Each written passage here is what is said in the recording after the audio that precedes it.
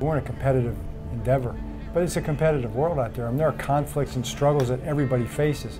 The interesting thing about football is it seems like it's all condensed and consolidated into this pressure cooker.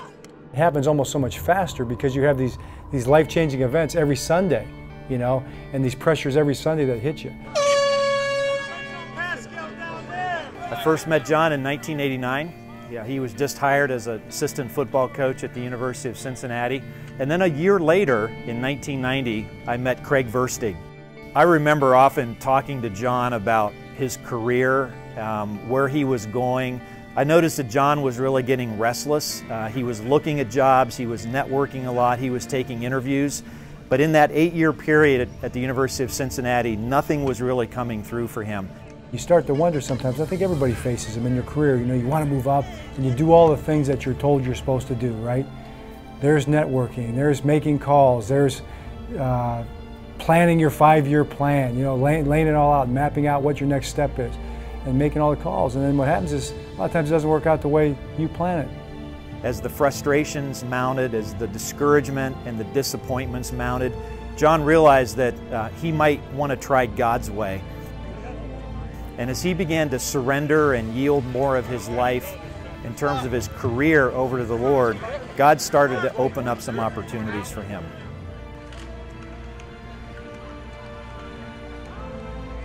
To me, it was such a miracle that this happened. I mean, there was no other possible way that, you know, the Ravens make the decision to hire a special teams coach, you know, from Philadelphia, unless God decided that that's what he wanted.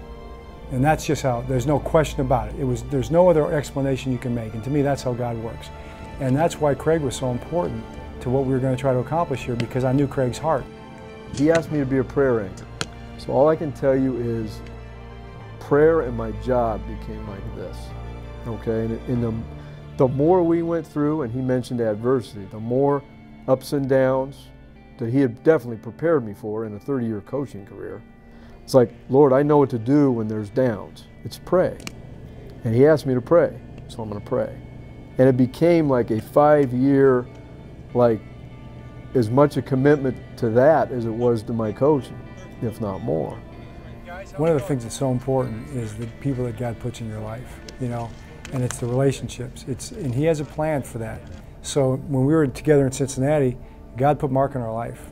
You know, he did it for a reason, because Mark was going to teach us things that we were going to need to know 20 years later, you know. And those are things that we weren't going to figure out for ourselves, I don't think. No, you had to go through the stuff. You had to go through the school of hard knocks.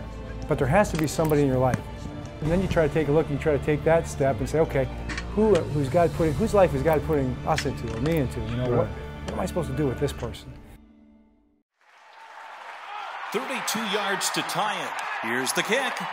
It's no good. It's no good. Right after the devastating loss at New England in the 2012 AFC Championship game, I got a text from John that specifically talked about the peace that he was experiencing as he was walking off the field. He was seconds away from going to the Super Bowl and coaching in a dream game of his life, and yet God had another plan. As we walked off the field in New England in 2012, that, man, God taught us something, you know, because there was a feeling of peace, and it was an abiding peace, and it was a peace you read about. It was a peace that surpasses all understanding. It's a peace that only comes through faith in God's plan, in knowing that He's got you in this place at this time, in this situation, for just the right reason. And if you have eyes and you have ears and you look and you see, you know, man, it's an amazing, incredible thing what He does.